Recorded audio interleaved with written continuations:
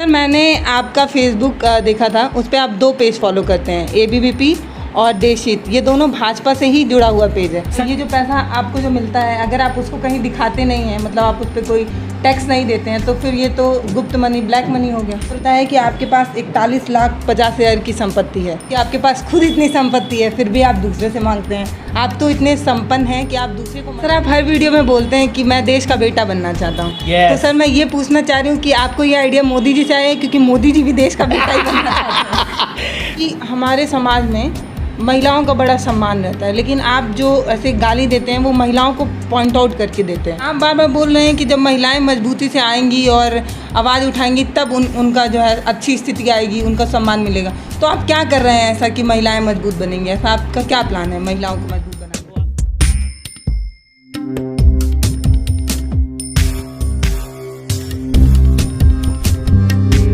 नमस्कार दोस्तों, मैं हूं पल्लवी राय, भारत एक नई सोच से। आज हम आपको एक ख़ास शख्स से मुलाकात कराने लाए हैं, लेकिन उससे पहले मैं आपको बताना चाहती हूं कि बहुत ऐसा समय आता है जब हम किसी मुद्दे पर अपनी बात रख रहे होते हैं तो कई लोगों को आपत्ति होती है। इसके कई कारण होते हैं। पहला तो ये भी हो सकता है कि हमारा जो बात रखने का तरीका है वो भी गलत हो सकता है। दूसरा ये भी हो सकता है कि दूसरे का देखने का नज़रिया भी गलत हो सकता है। लेकिन इस मुद्दे को यहीं छोड़ते हैं और आपको बताते हैं कि हमारे साथ वो ख़ास मेहमान कौन है। आज हम आपकी मुलाकात करवाएंगे राजीव तलवार उल्लू टीवी से। हालांकि इनकी पहचान आप सभी जानते होंगे। इनकी परिचय देने की मुझे कोई आवश्यकता नहीं लगती, लेकिन एक छोटा सा परिचय मैं आपको दे देती हूँ। ये आजमगढ़ से हैं। रत्ना पब्लिक स्कूल नाम से एक स्कूल भी चलाते हैं। इसके अलावा यूट्यूब पे इनका एक चैनल भी है, उल्लू टीवी करके। हर मुद्दे पर बड़ी मजबूती के साथ अपनी आवाज़ को उठाते हैं और कई बार लोगों को कई तरह की आपत्ति भी हो जाती है। सर आपका बहुत बहुत स्वागत है हमारे चैनल के इस खास मुलाकात में। हम आपसे कुछ सवाल करेंगे और जानना चाहेंगे कि आप कैसे कर पाते हैं ये सारी चीज़ें। तो अगर आप इजाज़त दें तो शुरुआत की जाए। शुरुआत करिए। बहुत बहुत धन्यवाद आपको पल्लवी जी। अच्छा सर, मैं आपसे जानना चाहती हूँ कि आप एक स्कूल में अध्यापक के रूप में भी काम करते हैं और दूसरा आप यूट्यूब पे चैनल चलाते हैं। ये 2 अलग अलग चीज़ें हैं। तो सर आपने चैनल क्यों शुरुआत किया, क्या कारण रहा, क्या मतलब क्या मोटिव से आपने स्टार्ट किया? अध्यापक तो मैं कभी था ही नहीं। मैं दुनिया का सबसे अनोखा, खतरनाक और बहादुर विद्यार्थी बनना चाहता था। 20 साल कोचिंग और रत्ना पब्लिक स्कूल चलाते 2009 में मुझे एहसास हो चुका था कि school is a cancer, our teacher is a cancer. और मैं अपनी पत्नी से कहता था कि गाली को हथियार बना के इस देश में कुछ चमत्कार ज़रूर करूँगा। 6 महीना साल भर वेट करिए। ये गाली नहीं है, गाली आपके लिए है, गाली आपके लिए है। हथियार बना लिया हूँ, हथियार। सर आप स्कूल को कैंसर क्यों कहते हैं? बहुत से रीज़न है। फ़िलहाल एक रीज़न आपको बता दूं।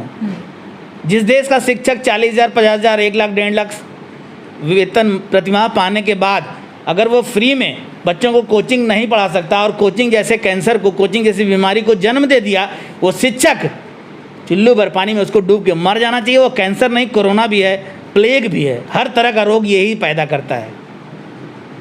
मतलब आपको लगता है कि अब एजुकेशन को धंधा बना लिया गया है? एकदम। पिछले 30-40 सालों से एक दौर था जब शिक्षक 150 रुपये तनख्वाह पाता था, उसका सम्मान था, और धीरे धीरे सम्मान गिरता चला गया। और आज जिस समाज में शिक्षक का सम्मान नहीं होगा वो समाज विकास नहीं कर सकता। एकदम गिर चुका है शिक्षक। हाँ, तो सर मैंने आपका कई वीडियो देखा है, उसमें आप काफ़ी गुनगुनाते गाते नज़र आते हैं। तो क्या आप मेरे दर्शकों के लिए कुछ गुनगुना दें तो अच्छा होगा? मेरे वतन से अच्छा कोई वतन नहीं है, सारे जहां में ऐसा कोई रतन नहीं है। धन्यवाद। सर आप किस पार्टी को सपोर्ट करते हैं? उदार चरिता नाम तो वसुधैव कुटुंबकम, ये जो लाइन है मैं इस पर अमल करता हूँ। और मेरे लिए पार्टी परिवार एक समान है। मैं किसी से मेरी दुश्मनी नहीं है, लेकिन जो गलत होगा सामने, चाहे मोदी, मुलायम, मायावती है, मेरा बाप भी होगा, गलत है तो कहूँगा you are wrong, you are wrong, you are wrong. मतलब सीधे तौर पे आप किसी पार्टी को सपोर्ट नहीं करते हैं, ऐसा आप कहना चाह रहे हैं? हाँ? एकदम।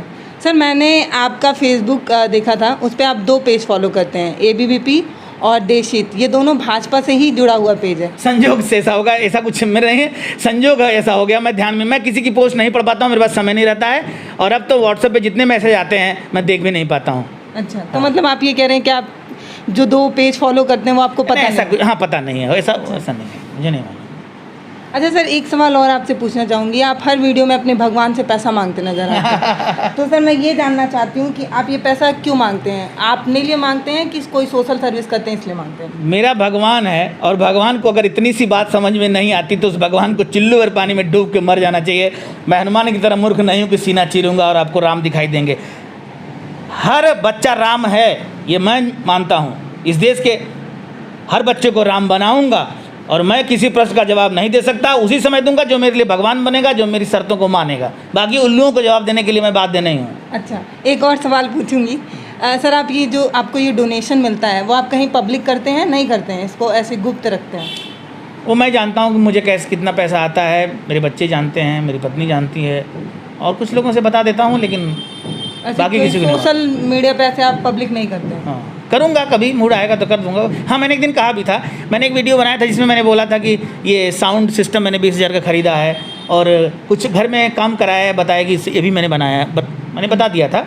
और मुझे झूठ बोलना नहीं आता, सब कुछ बताऊँगा, लेकिन अपनी शर्तें होंगी, और आने वाले समय बताऊँगा, लेकिन अभी समय नहीं आया है। अच्छा सर, लेकिन ये जो पैसा आपको जो मिलता है, अगर आप उसको कहीं दिखाते नहीं हैं, मतलब आप उस पर कोई टैक्स नहीं देते हैं, तो फिर ये तो गुप्त मनी, ब्लैक मनी हो गया। अब इसके बारे में मुझे जानकारी नहीं है, और अब ऐसी परिस्थिति आएंगी तो तब तो करना ही पड़ेगा। अच्छा सर, हमने आपके बारे में काफ़ी रिसर्च किया है और हमें कुछ डिटेल मिली है आपके बारे में। सर, आपने जो चुनाव के समय जो पर्चा दाखिल किया था, उसमें सर पता चलता है कि आपके पास 41,50,000 की संपत्ति है, जिसमें से चल संपत्ति 21,50,000 की है और अचल संपत्ति 20 लाख के आसपास की है। तो सर, मैं आपसे यही पूछना चाहती हूँ कि आपके पास खुद इतनी संपत्ति है, फिर भी आप दूसरे से मांगते हैं। आप तो इतने संपन्न हैं कि आप दूसरे को मदद कर सकते हैं। पल्लवी, बहुत अच्छी बात आपने प्रश्न उठा दिया, और एक सच्चाई बता दूँ, वो रियलिटी नहीं है। मैं उससे 5 गुना अमीर हूँ, 5 गुना ज़्यादा पैसे हैं। इस देश में लोगों को उल्लू बनाया जाता है, सच नहीं बताया जाता है, लेकिन मैं आपको सच बता रहा हूँ।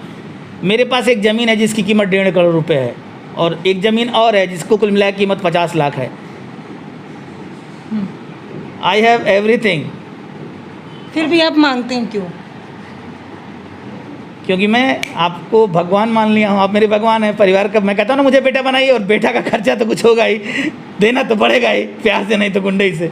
अब उस पैसे का मैं क्या करूँगा? दारू पीऊँगा या कुछ और करूँगा? आने वाला वक्त बताएगा। जिसे राजीव तलवार पर विश्वास होगा वो दे रहा है, भेज रहा है, और जिसे नहीं विश्वास हो रहा है उसे मैं सीना चीर के नहीं दिखाने वाला हूँ, गुंडे से लेके दिखाऊंगा। सर, आप ये जो डोनेशन मांगते हैं उसको आप टैक्स मानते हैं? जैसे हम पानी पे टैक्स देते हैं, होम पे टैक्स देते हैं, वैसे आप जो सर्विस दे रहे हैं उसको आप उस सर्विस का टैक्स मानते हैं? जिस दिन इस देश के लोग चोरी छोड़ देंगे, हम भी बता देंगे कि हमारे पास कितना पैसा है, टैक्स दूंगा, लेकिन जिस दिन सब लोग करेंगे तब। नहीं, मैं ये पूछ रही हूँ, आप सवाल नहीं समझ पाए। मैं ये पूछ रही हूँ कि आप ये जो सर्विस दे रहे हैं, मतलब जो आप वीडियोस बना रहे हैं, सामाजिक मुद्दे उठा रहे हैं, आप ये जो काम कर रहे हैं उसका आप तनख्वाह मानते हैं, इसको डोनेशन मानते हैं? एकदम पल्लवी राय, हाँ। पल्लवी राय एकदम सही जवाब। एसी कमरे में बैठ के पत्रकारिता करने वाले झूठों को 8 लाख 10 लाख महीने तनख्वाह मिलता है, बेवकूफ़। और उसके बाद राजीव तलवार तुम्हें जान देने के लिए तैयार है, सच बोल रहा है, उसके बाद भी तुम मुझसे अगर प्रश्न करते हो तो ऐसे नामर्दों की राजीव तलवार को जरूरत नहीं है। ऐसे बच्चे कैसे ईमानदारी से काम करेंगे बताओ? ईमानदारी से काम करने के लिए ईमानदारी का पैसा होना जरूरी है। अगर चाहते हो कि इस देश में ईमानदार पैदा हों तो पल्लवी राव जैसे यूट्यूबर जितने हैं सबको सहयोग करो। सच बोलने वाले अपने आप पैदा हो जाएंगे। हर घर में भगत सिंह पैदा हो जाएगा। फ्री में भगत सिंह पैदा होगा क्या? मंगल पांडे फ्री में पैदा होगा? ऐसे लोग फ्री में काम करेंगे क्या? इनके खर्चे नहीं है, हमारे खर्चे नहीं है। You have to decide. Sir, आप हर वीडियो में बोलते हैं कि मैं देश का बेटा बनना चाहता हूँ। Yes. तो सर, मैं ये पूछना चाह रही हूँ कि आपको ये आइडिया मोदी जी से आया है? क्योंकि मोदी जी भी देश का बेटा ही बनना चाहते हैं। बहुत बहुत धन्यवाद पल्लवी। मुझे लगता है कि मैं किसी की कॉपी नहीं करता हूँ, और किसी को लगता है कि मैं कॉपी कर रहा हूँ तो मेरा क्या दोष है?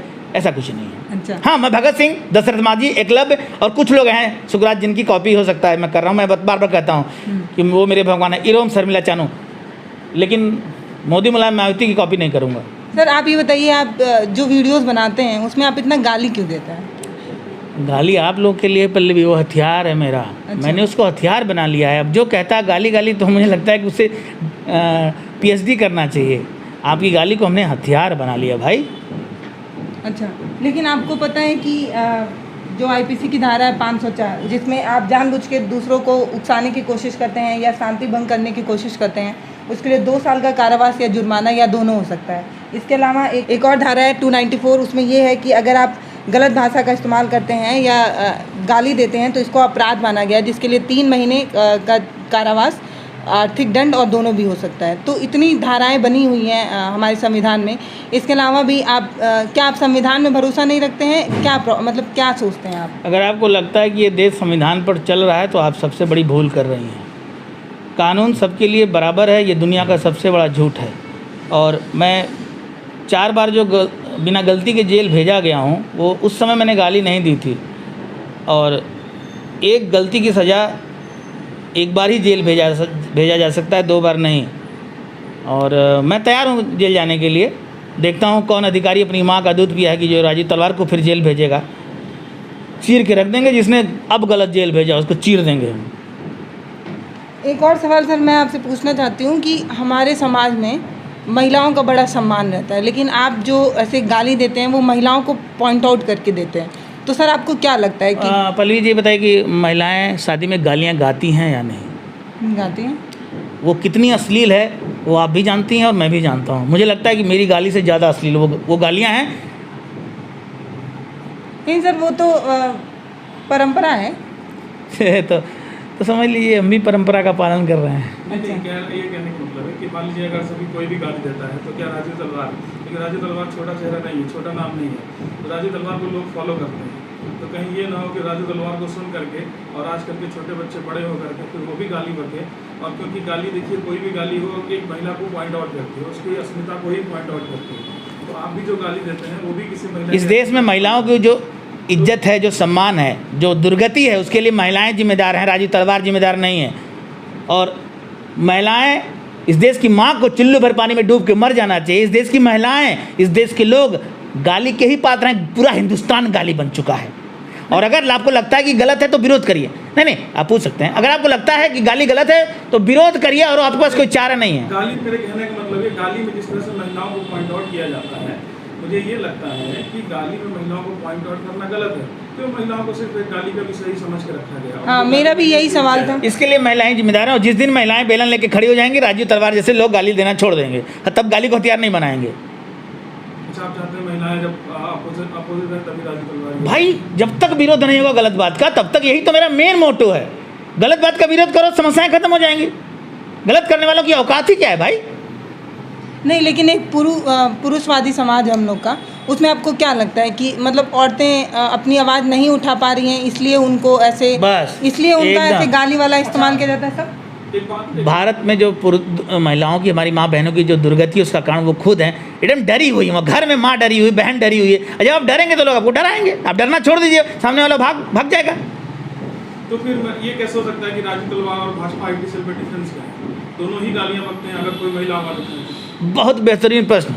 ये जनता डिसाइड कर लेगी कि IT सेल और राजीव तलवार में क्या फ़र्क है। जनता डिसाइड कर लेगी। एकदम आप लोग परेशान ना हो। चाहे भाजपा की IT सेल हो, चाहे कोई सेल हो, सबकी बैंड बजाने जा रहे हैं। सबको काट के रख देंगे हम। कलयुग की इस महाभारत में अब झूठ नहीं बिक पाएगा। चाहे वो मोदी का हो, चाहे मुलायम का हो, चाहे सोनिया का, किसी का झूठ नहीं। जब मैं शिक्षकों को बेनकाब कर सकता हूँ, उनका ऑपरेशन कर सकता हूँ, तो कोई बचेगा नहीं। इस देश की सबसे बड़ी ताकत इस देश की माँ बहनें बनने जा रही हैं। इसीलिए कहता था बेटा, जब इस देश के 1% लोग राजीव तलवार को अगर बेटा बना लेंगे तो मैं नेता पैदा करूंगा। 20 साल की उम्र में बच्चे विधायक मंत्री बनेंगे, 21 साल का बच्चा राज्यपाल बनेगा, राष्ट्रपति बनेगा। ये बुढ़ों को लेके कब तक हम देश झेलेगा? इस देश के बुढ़े इस देश पर बोझ बन चुके हैं। नहीं, आप बार बार बोल रहे हैं कि जब महिलाएं मजबूती से आएंगी और आवाज़ उठाएंगी तब उनका जो है अच्छी स्थिति आएगी, उनका सम्मान मिलेगा। तो आप क्या कर रहे हैं ऐसा कि महिलाएं मजबूत बनेंगी? ऐसा आपका क्या प्लान है महिलाओं को मजबूत बनाने? वो आपको नहीं दिख रहा है, सब कुछ हो रहा है, तभी राजीव तलवार की ताकत बढ़ रही है। देश की माएँ, बेटियाँ, बच्चे राजीव तलवार को देख रहे हैं, पसंद कर रहे हैं। वो समझ रहे हैं कि राजीव तलवार गाली नहीं, हथियार का इस्तेमाल कर रहा है। और दिन पर दिन मेरी ताकत बढ़ती है। भगत सिंह, मंगल पांडे और रानी लक्ष्मीबाई ऐसे ही नहीं पैदा हो पाएंगे। इन लोगों को सपोर्ट करना होगा। सपोर्ट करिए पल्लवी राज जैसे बच्चों को। आज हम आपकी खास मुलाकात कराए हैं राजीव तलवार जी से। इनकी अपनी राय है, इनका अपना तर्क है और इनको लगता है कि ये जो करते हैं वो अपने तरीके से बेहतर करते हैं, लेकिन कई लोग होते हैं जिनको इनके काम करने का तरीका समझ नहीं आता है। तो कई बार ऐसा मैंने शुरुआत में ही आपको बताया था कि हमारा काम करने का तरीका ऐसा होता है कि कई लोगों को समझ में नहीं आता है। आप कमेंट बॉक्स में लिखकर बताइए कि सर का काम करने का जो तरीका है वो सही है कि नहीं, आप उनसे कितना एग्री करते हैं और क्या इनको और सुधार करना चाहिए या क्या बेहतर करें, मतलब कैसे समाज को सुधारने के लिए क्या गाली का हथियार बनाना सही है। मतलब आप क्या सोचते हैं इस बारे में कमेंट बॉक्स में लिखकर मुझे ज़रूर बताइएगा। नमस्कार। भारत एक नई सोच को सपोर्ट करने के लिए सब्सक्राइब ज़रूर करें और आप तक वीडियो जल्दी से जल्दी पहुंचे, इसलिए बेल आइकन को भी ज़रूर दबाएं।